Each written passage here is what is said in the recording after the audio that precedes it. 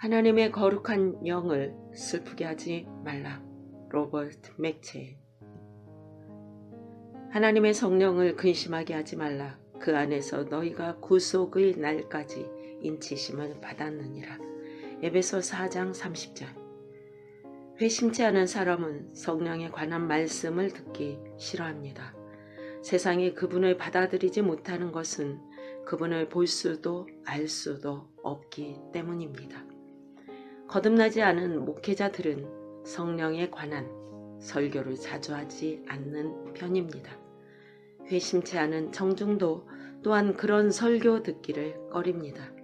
그러니 위와 같은 말씀은 그들에게 얼마나 어리석은 말로 들리겠습니까?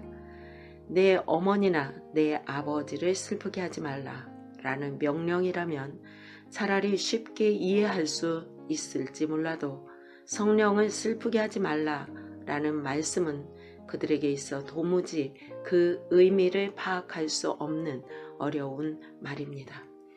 바울은 에베소서 4장에서 악한 말을 하지 말라는 권고를 하면서 이 멋있는 말씀을 기록했습니다. 하나님의 거룩한 영을 슬프게 하지 말라. 우리는 이 말씀을 가지고 세 가지 사항을 숙고해 보기로 하겠습니다. 1. 성령님과의 거룩한 교제. 2. 이 거룩한 친구를 슬프게 만드는 몇 가지 일들. 3. 위의 두 가지를 구체적으로 적용함. 첫째, 성령과 믿는 자의 혼 사이에는 거룩한 교제가 있습니다. 이 사실은 하나님의 거룩한 영을 슬프게 하지 말라는 말씀 속에 담긴 속뜻 중의 하나입니다. 그분이 우리의 친구가 아니라면 우리가 그분을 슬프게 하는 것은 불가능한 일입니다. 만일 그분이 우리의 원수라면 우리가 넘어질 때 기뻐할 것입니다. 우리가 실족할 때 그분께서 슬퍼하신다는 그 사실을 통하여 그분이 우리의 진정한 친구임을 확인할 수 있습니다. 그러나 무한하신 하나님께서는 우리 인간들이 느끼는 것과 똑같은 식으로 슬픔을 느끼지는 않습니다. 만일 그러하다면 그분은 온전히 행복하신 분이 아니라는 뜻이 될 테니까 말입니다. 그러나 우리의 슬픔과 그분의 슬픔 사이에는 분명 어떤 유사성이 있습니다. 성령께서는 믿는 자들의 마음속에 오셔서 거기에 거하십니다. 예수님께서는 요한복음 14장 16절에서 다음과 같은 말씀을 하셨습니다. 내가 아버지께 구하겠으니 그가 또 다른 보혜사를 너희에게 주사 영원토록 너희와 함께 있게 하시리니 저는 진리의 영이라 세상은 능히 저를 받지 못하나니 이는 저를 보지도 못하고 알지도 못함이라. 그러나 너희는 저를 아나니 저는 너희와 함께 거하시며 또 너희 속에 계시겠습니다. 요한복음 14장 16에서 17절입니다. 그리고 고린도전서 6장 19절에서 바울은 이렇게 말합니다. 너희 몸은 너희가 하나님께로부터 받은 바 너희 가운데 계신 성령의 전인 줄을 알지 못하느냐. 너희는 너희의 것이 아니라. 형제들이여, 이 얼마나 친밀한 교제입니까? 어떤 친구는 우리 이웃에 살 수도 있고 또 어떤 친구는 우리 가족 중의 한 명일 수도 있습니다. 그러나 이 친구는 우리 속에 거하시는 분입니다. 이보다 더 대단한 우정이 있을 수 있겠습니까? 주 예수께서 하늘로부터 내려와 이 땅에 오셨을 때 그분은 우리 가운데 계셨습니다. 마르다와 마리아 그리고 나사로가 등장하는 부분에서는 바리새인의 집에 앉아서 식사도 하셨고 죄인인 한 여인이 눈물로 자신의 발을 씻고 머리카락으로 다시 닦아내는 것을 허락하셨습니다. 이것은 참으로 대단한 친교입니다. 그러나 성령께서는 더 위대한 친교를 하고 계십니다. 그분은 이 땅에 오셔서 벽에는 문둥병이 가득 덮여있는 진흙으로 지은 오두막집에 들어와 거하고 계십니다. 이것이 바로 성령과 믿는 자들 사이에 존재하는 친교의 상황입니다. 성령께서는 믿는 자들을 가르치십니다. 이것은 그분의 중요한 임무 중의 하나입니다. 요한복음 16장 12절과 13절을 읽어보십시오. 내가 아직도 너희에게 이를 것이 많으나 지금은 너희가 감당치 못하리라. 그러나 진리의 성령이 오시면 그가 너희를 모든 진리 가운데로 인도하시리니 그가 자의로 말하지 않고 오직 듣는 것을 말하시며 장래 일을 너희에게 알리시리라. 그리고 요한일서 2장 20절도 한번 읽어보십시오. 너희는 거룩하신 자에게서 기름 부음을 받고 모든 것을 아느니라. 여러분, 친구지간에 아둔한 친구에게 어떤 것을 차근차근 가르쳐주는 것보다 더 큰 사랑의 증표는 없습니다. 이것은 성령과 우리 사이에도 존재하는 친교의 모습입니다. 위대한 지성을 소유한 사람이 어린아이에게 알파벳을 가르치는 것보다 더 큰 겸손은 없습니다. 그리스도께서는 호숫가의 배 위에 앉으셔서 백성을 가르치실 때 이 겸손을 보여주셨습니다. 이렇듯 성령께서는 우리에게 오셔서 모든 것을 가르치십니다. 이것보다 더 긴밀한 친교는 없습니다. 그분은 큰 사랑으로 말미암아 우리의 어리석음을 오래 참으시면서 마음을 열어 진리를 받아들이고 사랑하게 하십니다. 참으로 이것이 진정한 친교입니다. 그분은 믿는 자들에게 기도하는 법을 가르치시고 그 자신이 믿는 자들을 위하여 기도하십니다. 너희는 다시 무서워하는 종의 영을 받지 아니하였고 양자의 영을 받았으므로 아바 아버지라 부르짖느니라. 로마서 8장 15절. 유다서에도 이와 동일한 뜻이 담긴 말씀들이 있습니다. 사랑하는 자들아, 너희는 너희의 지극히 거룩한 믿음 위에 자기를 건축하며 성령으로 기도하며. 그러므로 형제 여러분, 성령께서 우리 속에 들어와 거하실 뿐만 아니라 우리에게 아바, 아버지라 부르짖게 하시고 또한 성령 안에서 기도하도록 가르치시는 것은 그분과 우리 사이에 존재하는 친교의 또 다른 증표입니다. 어린 아이에게 기도를 가르치는 것은 믿음이 있는 어머니의 몫입니다. 그러나 성령님의 사랑은 이것보다 더 큽니다. 그분은 우리의 입속에 자신의 말을 넣어주실 뿐만 아니라 우리의 마음에 기도하고픈 욕구도 불어 넣어주십니다. 같이 기도해 주는 것도 위대한 우정인데 그분은 우리 속에서 우리를 위하여 기도를 하고 계십니다. 이것이 성령 하나님과 우리 사이에 있는 친교의 현황입니다. 또한 그분은 믿는 자들의 마음에 인을 치십니다. 본문을 다시 한번 읽어보십시오. 하나님의 거룩한 영을 슬프게 하지 말라. 너희가 그로 인해 구속의 날까지 인치심을 받았느니라. 자, 다시 에베소서 1장 13절을 보십시오. 그 안에서 너희도 진리의 말씀 곧 너희의 구원의 복음을 듣고 그 안에서 또한 믿어 약속의 성령으로 인치심을 받았으니. 여러분도 잘 알고 있겠지만 사람들 속에 존재하는 습관은 서로에게 영향을 주기 마련입니다. 그래서 우리가 어떤 사람들 사이에서 살아가느냐에 따라 우리 삶의 색깔이 달라집니다. 혹자가 거룩한 사람과 함께 살아간다면 그는 어떤 식으로든 그에게 거룩한 영향을 받을 것입니다.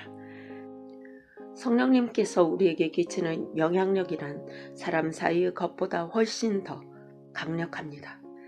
마치 양초에다 도장을 꽉 찍는 것만큼이나 뚜렷한 영향을 끼칩니다. 그리고 이 표시는 구속의 날까지 지속됩니다. 형제들이여, 제가 여러분에게 한 가지 질문을 던지겠습니다.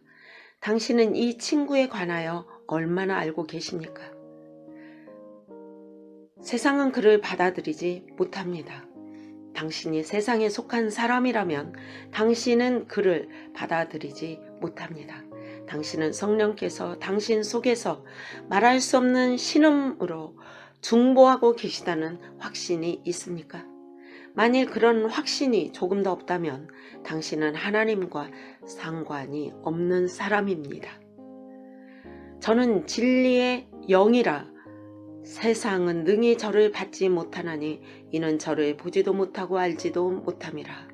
그러나 너희는 저를 아나니 저는 너희와 함께 거하시며 또 너희 속에 계시겠습니다. 요한복음 14장 17절입니다. 제가 당신에게 던진 질문을 듣고 어떤 생각을 했습니까? 혹시 바보 같은 질문이라고 생각한 것은 아닙니까?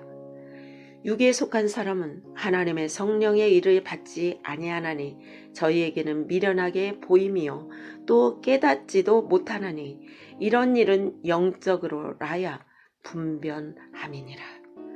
고린도전서 2장 14절. 당신이 이러한 사실에 전혀 개의치 않는다면 그것은 당신이 세상의 친구이기 때문에 그렇습니다. 그리고 당신은 세상과 함께 멸망할 것입니다. 둘째, 성령을 슬프시게 하는 것들. 성경은 그리스도께서 이 땅에 계실 때 바리새인들을 둘러보시며 그들의 완악한 마음에 슬퍼하셨다는 증언을 하고 있습니다. 예수께서 그렇게 슬픔을 느끼셨다면 성령께서도 완악함이라는 죄를 보시면 슬퍼하시는 것이 분명합니다. 예수께서 베드로를 바라보셨을 때 베드로는 울었습니다. 주님이 그를 보셨을 때 그 눈동자에서 아마도 슬픔이 가득 차 있었을 것입니다. 그분의 눈동자는 이런 말씀을 하고 계셨을지도 모릅니다. 내가 말하지 않았느냐 베드로?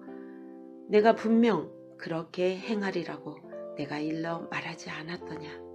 베드로야, 내가 너의 원수이더냐? 아니면 내가 너에게 무엇을 잘못하기라도 했더란 말이냐?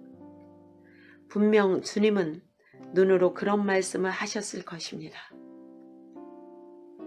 그리스도의 사역과 성령님의 사역을 뒤섞으려고 한다면 그분은 슬퍼하실 것입니다. 성령님의 일은 그리스도를 영화롭게 하는 것입니다. 그가 내 영광을 나타내리니 내 것을 가지고 너희에게 알리게 했습니다.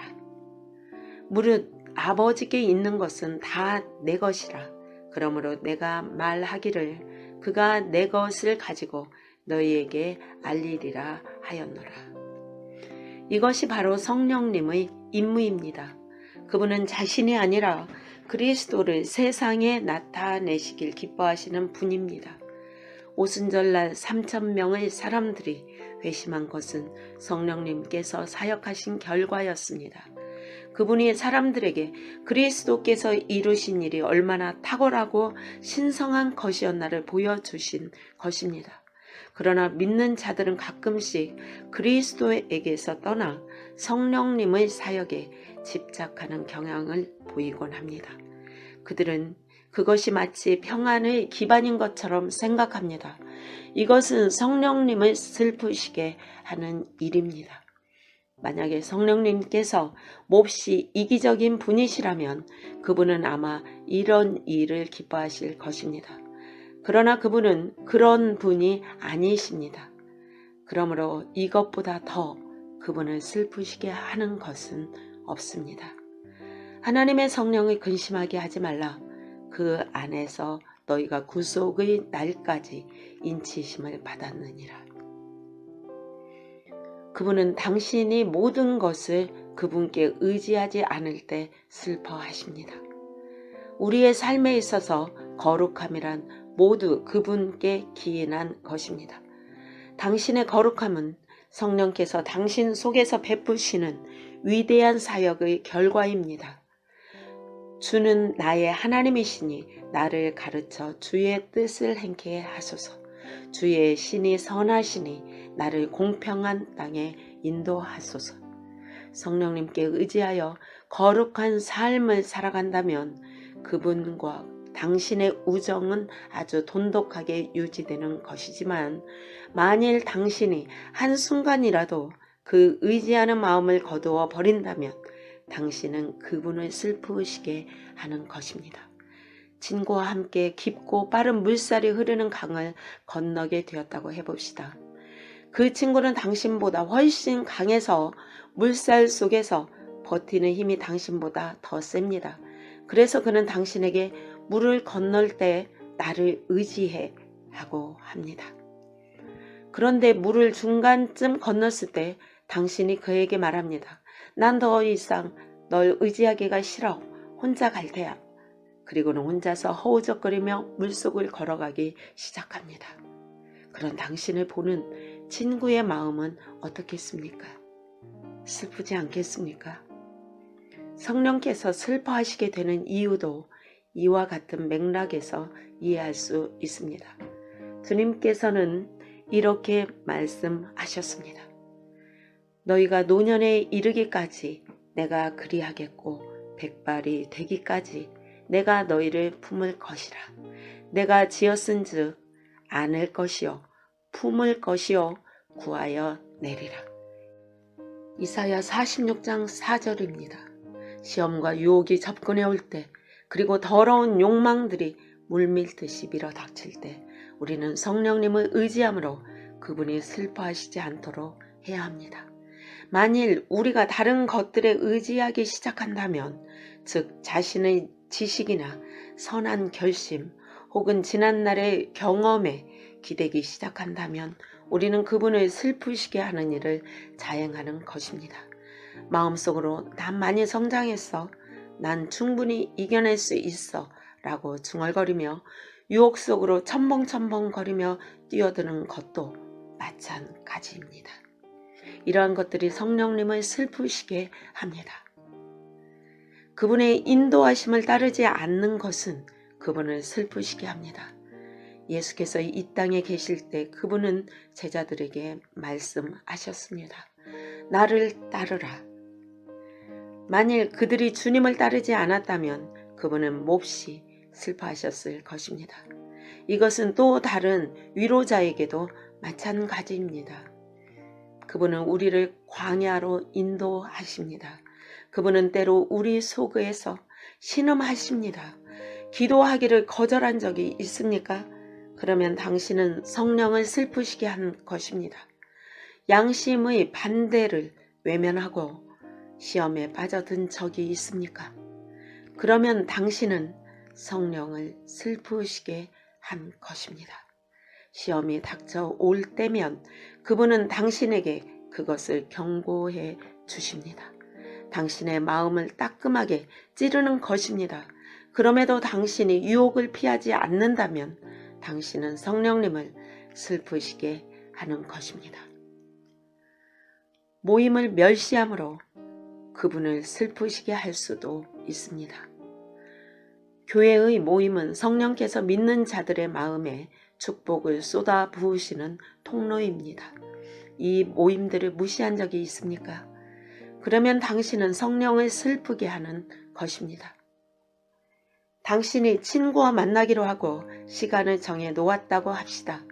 그런데 약속만 해놓고 나가지 않는다면 친구가 슬퍼하지 않겠습니까? 당신은 그런 식으로 성령님을 슬프시게 할 수 있습니다. 모임에 참석하지 않음으로써 말입니다. 이 중에 그분과의 교제를 소홀히 하는 사람이 있습니까? 여러분, 성령님과의 교제를 소홀히 하는 것은 결국 자신의 혼에 해악을 끼치는 짓일 뿐입니다. 이 가운데 성령님을 슬프시게 하는 사람이 있습니까? 제가 여러분께 단호하게 말씀드리겠습니다. 그렇게 하지 마십시오. 그분이 왜 당신에게 그런 대접을 받아야 합니까? 그분이 당신을 광야나 흑암의 땅에 두신 적이 있습니까? 우매무지한 백성아, 여호와께 이같이 보답하느냐? 그는 너를 얻으신 너의 아버지가 아니시냐? 너를 지으시고 세우셨도다. 신명기 32장 6절입니다. 혹시 주님 속에 질투의 영을 불러 일으킨 것은 아닙니까? 그분을 슬프시게 하는 것이 얼마나 배은망덕한 일인가를 생각해 보십시오. 그분께서 당신에게 해 주신 일들을 숙고해 보십시오. 그분은 당신에게 죄의 자각을 주셨습니다. 당신의 혼에 강한 서풍과도 같은 호흡을 불어 넣어 주셨습니다. 그러한 분을 슬프시게 하는 것은 참으로 배은망덕한 짓입니다. 성령님을 슬프시게 하는 자는 하나님과 화목하게 지내지 못하게 됩니다. 제가 거듭 말씀드리지만 죄악 속에서 살아가는 사람에게는 평안이 있을 수 없습니다. 내 하나님의 말씀에 악인에게는 평강이 없다 하셨느니라. 그 어느 누구도 죄악된 마음을 가지고선 그분의 면전에 나아오지 못합니다. 죄에서 돌아서십시오. 나를 떠나서는 너희가 아무것도 할 수 없습니다. 요한복음 15장 5절. 당신은 자아를 이길 수 없습니다. 혼자서는 죄를 극복할 수 없습니다. 성령을 소멸하지 마십시오. 성령을 소멸하게 되면 그 끝이 무엇인지 아십니까? 성령께서 당신 마음에서 썰물처럼 밀려나가고 나면 당신은 마른 땅 위에 난파선으로 남게 됩니다. 그러므로 그 길에서 돌아서십시오. 성령에 의해 새로운 생명을 얻은 사람들에게 권고합니다. 그분을 슬프시게 하지 마십시오. 그분과 함께 동행하십시오. 그분이 끌어당기시면 그분이 이끄시는 대로 따라가십시오. 무엇보다 그분의 경고에 귀를 기울이십시오. 만일 그분이 어떤 친구와 동행하지 말라고 하시면 그와 같이 가는 것을 멈추십시오. 또 그분이 어떤 길을 가지 말라고 하시면 그리로 가지 마십시오. 절대로 성령님을 슬프게 하지 않는 것이 행복의 길입니다.